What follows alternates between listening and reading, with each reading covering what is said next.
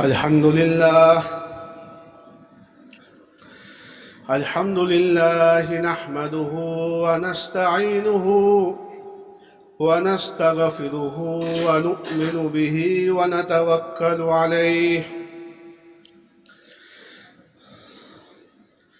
ونعوذ بالله من شرور أنفسنا ومن سيئات أعمالنا ونعوذ بالله من شرور أنفسنا ومن سيئات أعمالنا من يهده الله فلا مضل له ومن يضلله فلا هادي له ونشهد أن لا إله إلا الله وحده لا شريك له ونشهد أن سيدنا ومولانا محمدًا عبده ورسوله وصلى الله تعالى عليه وعلى آله وأصحابه وبارك وسلم تسليمًا كثيرًا كثيرًا أما بعد فأعوذ بالله من الشيطان الرجيم بسم الله الرحمن الرحيم والعصر إن الإنسان لفي خسر إلا الذين آمنوا وعملوا الصالحات وتواصوا بالحق وتواصوا بالصبر صدق اللہ العظیم۔ میرے محترم بھائیوں، دوستوں، بزرگوں، اللہ رب العزت کا ہم خوب شکر ادا کریں کہ پیارے اللہ تعالیٰ نے ہم سب کو زندگی کا ایک جمعہ عطا فرمایا اور اس جمعہ کے فریضے کو مسجد میں آ کر ادا کرنے کی توفیق نصیب فرمائی۔ پتہ نہیں ہے اور زندگی میں کتنے جمعہ آئیں گے، ہم جانتے نہیں ہیں۔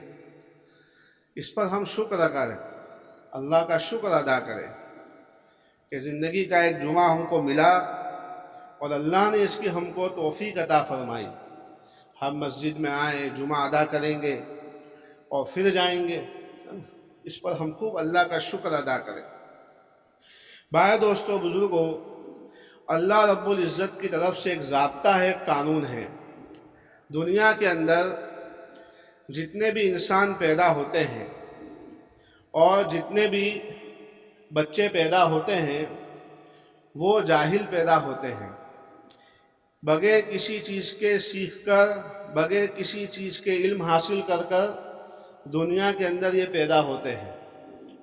حالانکہ اس کے علاوہ کی بہت ساری مخلوقات ہیں جو پیدا ہوتی ہے، اللہ تعالیٰ اس کو سمجھ بوجھ دیتے ہیں۔ جیسے مثال کے طور پر بکری کا بچہ پیدا ہوتا ہے۔ بکری کا بچہ جب پیدا ہوتا ہے تو پیدا ہونے کے بعد سب سے پہلی اس کی ضرورت کہ اس کے جسم پر جو گندگی لگی ہے وہ گندگی کو، وہ نجاست کو پاک کرنا۔ تو اللہ تعالیٰ اس کی ماں کو، بکری کو سمجھ دیتے ہیں، اتنی طاقت دیتے ہیں کہ وہ اپنے بچے کی گندگی کو دور کرتی ہے، اپنے منہ سے، اپنے زبان سے اس کی نجاست کو وہ دور کرتی ہے۔ دوسری ضرورت ہوتی ہے اس بچے کی کہ اس کو سہم چاہیے، گرماوا چاہیے۔ تو وہ بچہ اپنی ماں کے اندر جو ہے، بکری کا بچہ اپنی ماں کے اندر گھس جاتا ہے اور بکری اپنے بچے کو سمیٹ لیتی ہے۔ تیسری اس کی ضرورت ہوتی ہے، یہ پیدا ہونے کے بعد کی فوراً چیزیں ہیں۔ تیسری اس کی ضرورت ہوتی ہے، اس کو بھوک لگتی ہے، دودھ پینا ہوتا ہے، تو بکری کے بچے کو اللہ نے اس کو سمجھ دی ہے کہ ماں کا تھن کہاں ہے، دودھ کیسے پیا جائے گا۔ وہ فوراً بچہ اپنی ماں کو لپک کر جو ہے تھنوں کو منہ لگا کر دودھ کو پینا شروع کرتا ہے۔ چوتھی اس کی ضرورت ہوتی ہے کہ دودھ پینے کے بعد وہ بچہ چلنا شروع کر دیتا ہے۔ دوڑنا شروع کر دیتا ہے۔ ہاں، یہی بات آپ بھینس کو لے لو، بھینس کے بچے کا بھی یہ حال ہے۔ آپ ہرنی کو لے لو، اس کا بھی یہی حال ہے۔ تو اس طریقے سے اللہ تعالیٰ نے اپنی مخلوق کو، پیدا ہونے والی مخلوق کو، انسان کے علاوہ کی تمام مخلوق کو یہ چیزیں سمجھائی ہے۔ ایک مرغی ہوتی ہے، اب 3 مرغیاں تھیں اور تینوں کو جو ہے انڈوں کے اوپر اس کو رکھتے ہیں۔ ہر مرغی کے 20-20 انڈے ہوتے ہیں، اور ہر انڈے سے پیدا ہونے والا بچہ وہ اپنی ماں کو پہچانتا ہے، میری کون سی مرغی ہے، اور ماں پہچانتی ہے ان 60 بچوں میں 20 بچے میرے کون سے ہیں۔ یہی حال آپ بکری کا، یہی حال بھینس کا، یہی حال گھوڑے کا، ہر مخلوق کا، ہر جانور کا، چاہے وہ پرندے ہو یا پانی کے اندر رہنے والی مچھلیاں ہوں۔ اگر انسان کو آپ دیکھ لو تو جیسے بچہ پیدا ہوا، ماں کے اندر اتنی طاقت نہیں ہوتی ہے کہ وہ اپنے بچے کو نجاست پاک کرے۔ وہ ڈاکٹر نہیں کرتی ہے، اس کی خادمہ کرتی ہے، اس کے رشتہ دار کرتے ہیں۔ ماں بچے کو نہیں پہچان سکتی۔ اگر 5 بچے رکھ دو تو یہ ماں کے اندر اتنی صلاحیت نہیں ہے کہ وہ پہچان لے میرا بچہ کون سا ہے۔ اور اس وقت بچے کو پوچھا جائے کہ تیری ماں کون سی ہے، وہ نہیں بتا سکتی۔ اللہ نے اس لیے قرآن پاک میں اللہ نے فرمایا وَلَا تَبَرُّجْنَ تَبَرُّجَ الْجَاهِلِيَّةِ الْأُولَىٰ۔ اس کا خلاصہ ہے کہ ہم نے انسانوں کو جہالت کے ساتھ پیدا کیا ہے، سمجھ نہیں دی ہے۔ اس کے بعد اللہ نے ان کو طاقت دی ہے۔ بکری جانتی ہے مجھے چارہ کھانا ہے، اس کا بچہ جانتا ہے مجھے چارہ کھانا ہے، وہ گوشت کو، چھچھڑے کو ہاتھ نہیں لگائیں گے۔ مرغی جانتی ہے کہ مجھے دانا چونگنا ہے، مجھے بکری کا چارہ نہیں کھانا ہے، حالانکہ پتھر ہے، کنکری ہے، لیکن اس میں کون سا دانا چونگنا ہے اللہ نے اس کو علم دیا ہے۔ ہمارا بچہ ہو 2 سال کا، 3 سال کا، وہ فرق نہیں کر سکتا بسکٹ کیا ہے، پلاسٹک کا ٹکڑا کیا ہے، کنکری کیا ہے۔ ماں اس فکر میں رہتی ہے کہ کہیں کوئی چیز اس کے ہاتھ میں نہ جائے، وہ منہ میں نہ ڈال دے۔ ہاں، یہ اللہ نے سمجھ دی ہے۔ پرندہ ہوتا ہے، وہ پرندہ اپنے بچوں کی حفاظت کے لیے جو ہے سمجھ رکھتا ہے۔ چیل آتی ہے، باز آتا ہے حملہ کرنے کے لیے، اللہ نے اس کو ایک ایسا آواز دیا ہے، اس کی ماں آواز لگاتی ہے، بچے دوڑے بھاگر اس کے پاس آ کر اس کے اندر سہم میں چھپ جاتے ہیں کہ میری ماں نے حفاظت کی آواز لگائی ہے، کوئی مسئلہ پیش آیا ہے۔ تو بھائی دوستو بزرگوں، کہنے کی بات یہ ہے کہ اللہ نے ان جانوروں کو سمجھ کے ساتھ پیدا کیا ہے، لیکن یہ ساری مخلوق جو ہے وہ انسانوں کے لیے ہے، ان کو نفع اٹھانے کے لیے ہے۔ اور آخرت میں ان کا معاملہ کہ آخرت میں ان کے ساتھ کوئی معاملہ نہیں ہوگا۔ یہ تو دنیا میں انسانوں کی ضرورت کے لیے اللہ نے پیدا کیا ہے، دنیاوی زندگی تک کے ان کے سارے مسائل ہیں۔ سورج انسانوں کے لیے، چاند انسانوں کے لیے، یہ پانی انسانوں کے لیے، یہ آگ انسانوں کے لیے، یہ ہوا انسانوں کے لیے، یہ زمین اور یہ آسمان کا نظام، سارا سب کچھ اس لیے ہے تاکہ یہ انسان ان سب چیزوں سے فائدہ اٹھا کر، راحت حاصل کر یہ اپنی اچھی سے اچھی آخرت بنا لے۔ تو انسانوں کو اس سمجھ بوجھ کے ساتھ کیوں پیدا نہیں کیا؟ وہ اس لیے کہ اللہ تعالیٰ نے دنیا کو دار الاسباب بنایا ہے اور محنت کے اوپر ڈالا ہے۔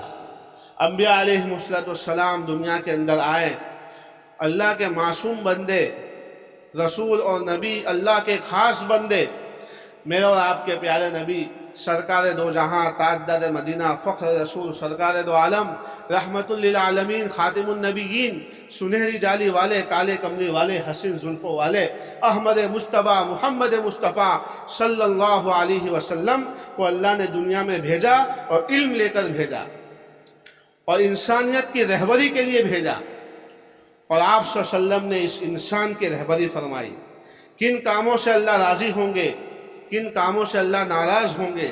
زمین کے نیچے کا علم، قبر کے نیچے کا علم، مرنے کے بعد کا علم، آسمان کے اوپر کا علم، جنت کا علم، جہنم کا علم، سارا سب کچھ لے کر پوری کی پوری یہ انسانیت چونکہ جاہل ہے، اس جہالت کو دور کرنے کے لیے پیارے نبی صلی اللہ علیہ وسلم دین لے کر آئے۔ تو بھائی دوستو بزرگوں، ہم کو اور آپ کو دین سیکھنا پڑے گا۔ یہ زندگی اللہ تعالیٰ نے اسی لیے دی ہے، یہ ہماری جو زندگی ہے 60 سال 70 سال کی زندگی، وہ اسی لیے دی ہے کہ ہم اپنے سب سے پہلے رب کو پہچانیں، اپنے پیدا کرنے والے خالق کو پہچانیں۔ ہم کو دوبارہ مر کر جس کے سامنے جا کر کھڑا ہونا ہے، اس اللہ رب العزت کی ذات کو ہم پہچانیں، اور جس کے صدقے میں یہ جہاں کو اللہ نے بنایا، یہ کائنات کو اللہ نے بنایا، اور جو کچھ دنیا میں نظر آتا ہے اور جو چیزوں سے ہم فائدہ اٹھاتے ہیں، کل آخرت میں اس کلمے کی بنیاد پر ہم جنت میں جائیں گے، یہ سارا کا سارا پیارے نبی صلی اللہ علیہ وسلم کا صدقہ ہے۔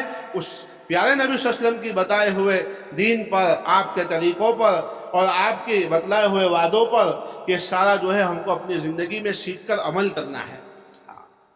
تو اللہ تعالیٰ نے ہم کو دنیا میں بھیجا ہے، دین کو سیکھنے کے لیے بھیجا ہے، دین کو سمجھنے کے لیے بھیجا ہے، اور اس کے ساتھ سمجھتے ہوئے، سیکھ کر اس پر عمل کرتے ہوئے زندگی گزارنے کے لیے بھیجا ہے۔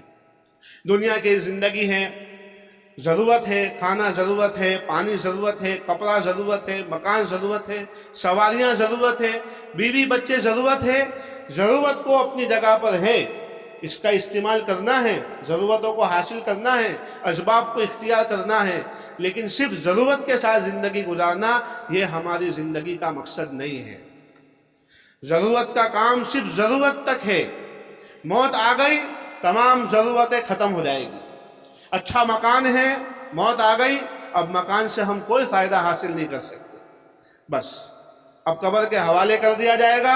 اس مکان سے، مکان کے اندر کے صوفے سے اور اس کے اے سی سے اور اس کے فریج سے اور تمام راحت کے نقشوں سے، اب یہ جو مردہ اور یہ جس کا جنازہ نکلا ہے، جو مر گیا ہے، اس کو اب یہ تمام جتنی بھی ضرورت کے نقشے تھے، اس سے اب اس کو کوئی فائدہ نہیں ہوگا۔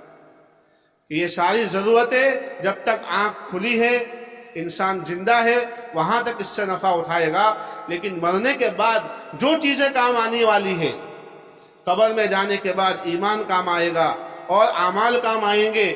یہ ساری چیزوں کو سیکھنے کے لیے، سمجھنے کے لیے، اس کے اوپر عمل کرتے ہوئے زندگی گزارنے کے لیے اللہ تعالیٰ نے یہ ہم کو موقع دیا ہے۔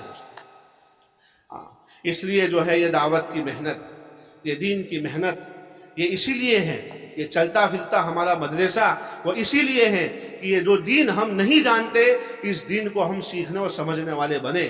ایسا نہ ہو کہ ضرورت کو اختیار کرنے میں، ضرورت کو پورا کرنے میں اور ضرورتوں کو حاصل کرنے کے اندر ہم اپنی زندگی کو کھپا دیں، ختم کر دیں، اور بغیر دین کو سیکھ کر عمل کر کے بجائے جو ہے ایمان یقین کو اور عمل کو لے جانے کے بجائے ہم خالی ہاتھ ایسے دنیا سے جائیں۔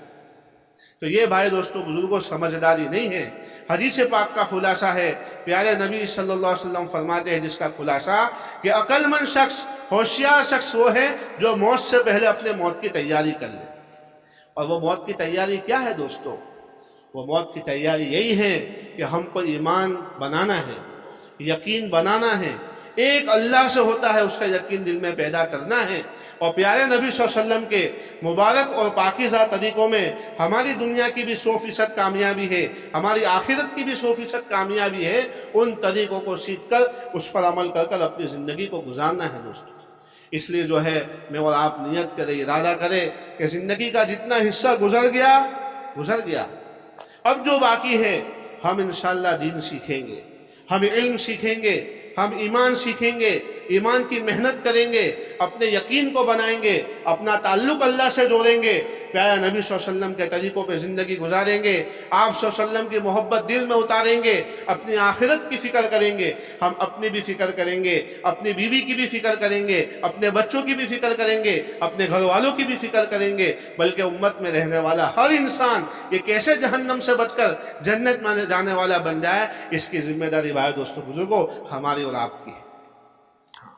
کبھی ہم محاسبہ کریں، ہم سوچیں کہ جو گھر کی بیوی، ہماری گھر والی، ہماری ماں، ہماری بہن، ہماری بیٹی، جو ہم کو دنیاوی لائن سے جتنا ساتھ دیتی ہیں، جتنی ہم کو مدد پہنچاتی ہے، یہ اگر دین کے جو ہے دین بغیر دین کے دنیا سے چلی گئی، بغیر یقین کے دنیا سے چلی گئی، بغیر ایمان کے دنیا سے چلی گئی، تو اس کا سوال ہم سے کل ہوگا، ہم اس کا کیا جواب دیں گے؟ سوچنے کی بات ہے دوستو۔ اگر ہم نے اپنی زندگی صرف کام کاج میں، اپنی ضرورت میں اور دنیا کی مشغولی میں گزار دیا، اور ہم اپنی اولاد کی صحیح تربیت نہیں کر سکے، ہم اپنی اولاد کو صحیح دین نہیں دے سکے، ہم اپنی اولاد کو ایمان نہیں سمجھا سکے اور آخرت کی فکر نہیں دلا سکے، کل یہ اولاد دنیا میں فساد مچائے گی اور جو ہے یہ اپنی آخرت کو بگاڑ کر دنیا جو ہے اللہ کی طرف جا کر ملے گی، تو کل اللہ ہم سے پوچھے گا، ہم اس کا کیا جواب دیں گے دوستو؟ اس لیے بھائی دوستو بزرگوں، یہ ہماری ماتحت میں ہے، اولاد ہماری ماتحت میں ہے، ہمارے گھر والے کی ذمہ داریاں ہمارے ہاتھ میں ہیں، ان کی دنیا آخرت کا بننا بگڑنا یہ ہمارے ہاتھ میں ہے۔ اس لیے جو ہے ہم کو غور سے سوچنے اور سمجھنے کی ضرورت ہے۔ اور دین، حدیث پاک کا خلاصہ ہے، الدین یسر، دین بہت آسان ہے۔ ایک آدمی سائیکل چلانا مشکل بن سکتا ہے، سواری کرنا اس کے لیے مشکل بن سکتا ہے، ایک آدمی کو پانی میں تیرنا مشکل بن سکتا ہے، لیکن چاہے آدمی اندھا ہو، بہرا ہو، ہاتھ سے پیر سے معذور ہو، لیکن پھر بھی یہ ہر حال میں دین پر چل سکتا ہے۔